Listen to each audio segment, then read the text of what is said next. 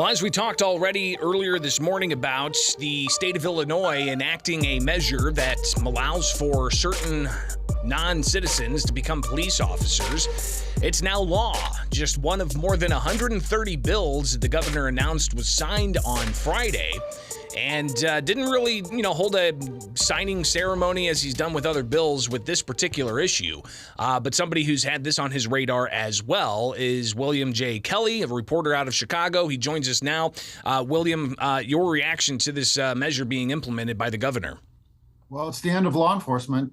That is for sure. I remember I have the ability to remember things that happened, yesterday or even a year or two ago,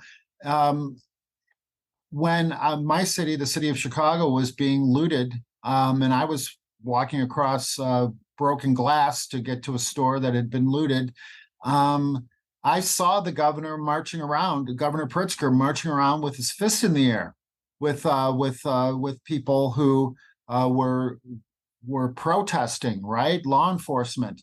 Why is it that he thinks that migrants can do a better job of policing than American police officers? Does he have so little faith in American citizens that he thinks that bringing migrants from Venezuela, I don't know. I mean, I don't know if Venezuela is known for its, law and order.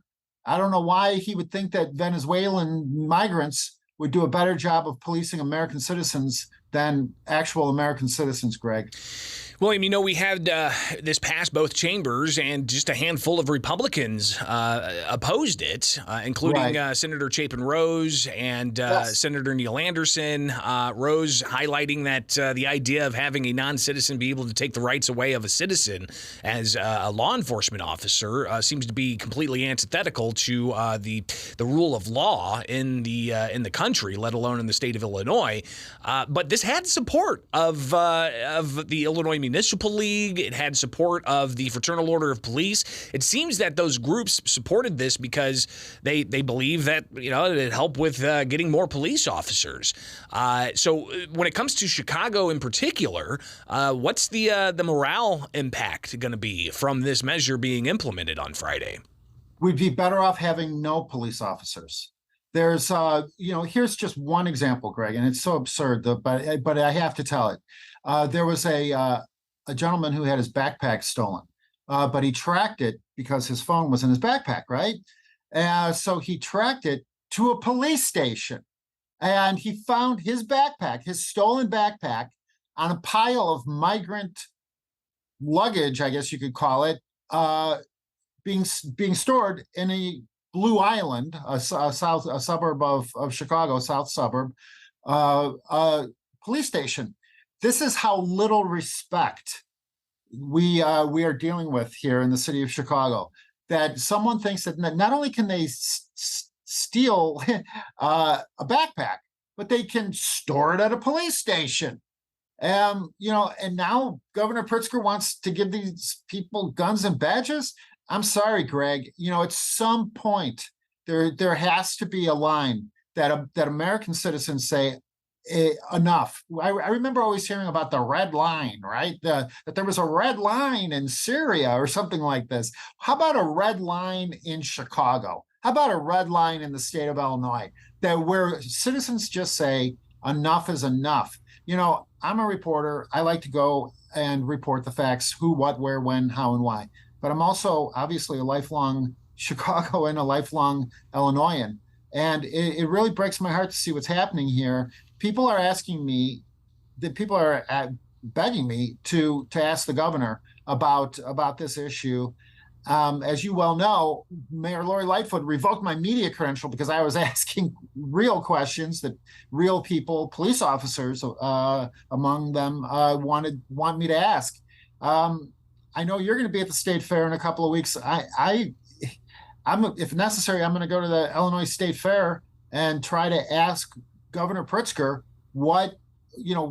how he, if he's really going to take responsibility for how this bill is going to harm everyday citizens. William, you might have a chance even today. The governor's daily schedule includes being at the Student Center West of the UIC campus there in Chicago at 11:30 today. He's going to be talking about expanding reproductive health care protections. Right. But he'll be at UIC at 11:30 today, so maybe you can ask the question there if somebody else doesn't ask the question. Because one thing that's fascinating about this, William, is haven't really seen this reported much outside of like national groups and national organizations like Breitbart or whatever the case may be.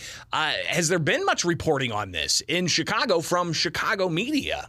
Zero. As you know, we've been talking about this for over a month. If you look at William J. Kelly on Twitter, you will see a video that I posted in June where I actually went to a migrant shelter in Chicago right off the Magnificent Mile and asked migrants about if they were going to apply if this bill actually is signed as it was on Friday. And that video was posted in June. You would think, Greg, that some elected official, party official, Democrat or Republican, would have seen that video, heard our reporting on this issue on your show, and would have said, "Wait a second, this is outrageous. This is this even true?" And but yet, no, crickets, nothing. I have not had a single elected official or party official, Democrat or Republican, or even candidate, contact me and say, "I need to try and prevent this bill from being signed." Not a single one. But yet I talk to real people, citizens, police officers who say this is going to be the end of law enforcement in the state of Illinois. And Greg, I can't emphasize this enough. This is statewide. Yes. Okay. I know a lot of people have said to me for years now, when I report on what's happening in Chicago as a way of trying to sound an alarm to the rest of the state and the rest of the Midwest of what's happening, people say to me, "You know what? Chicago gets what it deserves." And as a patriotic American, I'm like, you can't possibly mean that. Chicago is a major American city. At what time in history has anyone, any proud, Russian say, or whatever said, Stalingrad gets what it deserves? No, I never heard anyone say that. Or Rome gets what it deserves, or Athens gets what it deserves. No. Why in God's name would anyone in the state of Illinois say Chicago gets what it deserves? But guess what? Now this is statewide.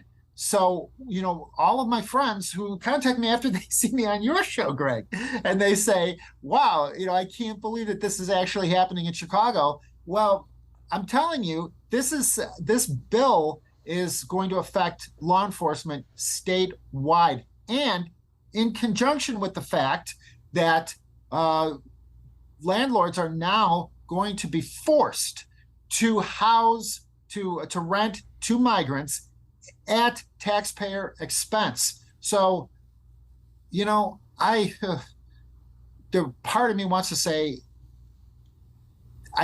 don't tell me I didn't warn you, but this is, it's still possible. I believe, I have to believe as a patriotic American, it's still possible for citizens to rise up and say, no, this is not what we deserve in Chicago, in Illinois, in the Midwest, in America. This is not what we deserve.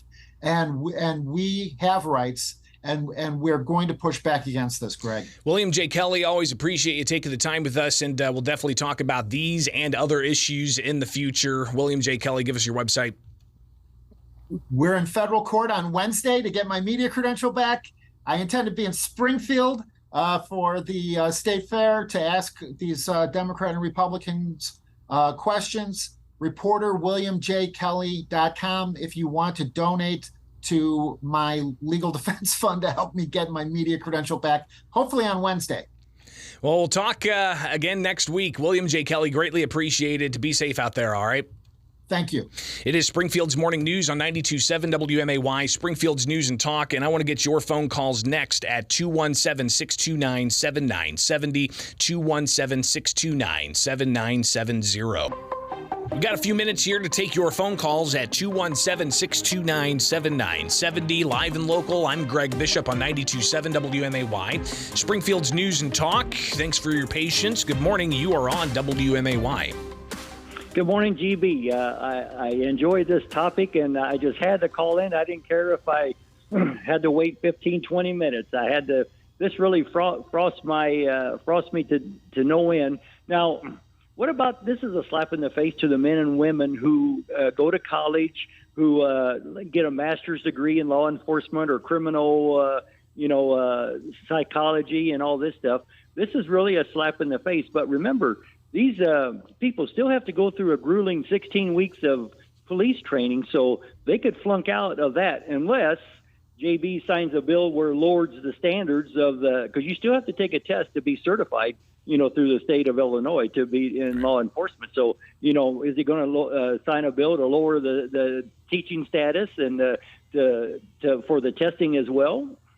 Yeah, that hasn't necessarily been brought up. I know that there are certain policies that have been enacted dealing with K through 12 teachers, for instance, and maybe allowing for student teachers to get into the classroom quicker. But when it comes to law enforcement, there's actually been more regulation on law enforcement. In particular, you've got the issue of the Safety Act, essentially saying that they have to go through and be subject to anonymous complaints, and this is law enforcement. They have to go through and follow certain procedures and policies when it comes to what holds they can use on suspects and a variety of other things. So yeah, it looks like there's an effort to give more in a way, regulation on law enforcement than other professions. But, this issue of allowing for non-citizens, those who are DACA recipients, which really is just being deferred of being, expelled from the country, a program that was implemented under the previous Obama administration, allowing them to apply for becoming law enforcement. You're right. They have to go through the tests and all of that, but it doesn't take away the fact that they'll be able to apply for the job. It's like I say, it's just a slap in the face to the people who's dedicated all their time and their years of dedication, and they wanted to do this. That was their dream, and now all of a sudden it gets really the rug pulled out from underneath them because you can just come across the border and say, "Oh, I want to be a police officer," and then they get, there you go, hey, you get free room and board, and it's like courtesy of the taxpayer. JB, the mob boss, he's not done yet. He's threatening to destroy and make Illinois a third world country or state, I guess I would say, and he's off to a good start on it, but they keep reelecting him, so I guess some people get what they get, for it. So. Well, and again, what we do is we open up the phone lines for people to voice their concerns and their opinions, and that is just one opinion. We can hear more of your opinions at 217-629-7970. Again, 217-629-7970. That's the phone number here. You can also email me, bishoponair@gmail.com. Again, bishoponair@gmail.com. Or you can find us on Twitter, Facebook, YouTube. Make your comments there as well. But interesting stuff when it comes to the issue of allowing for DACA recipients to be law enforcement officers in the state of Illinois. Got to take a break. Follow me anywhere. Just search Bishop on Air.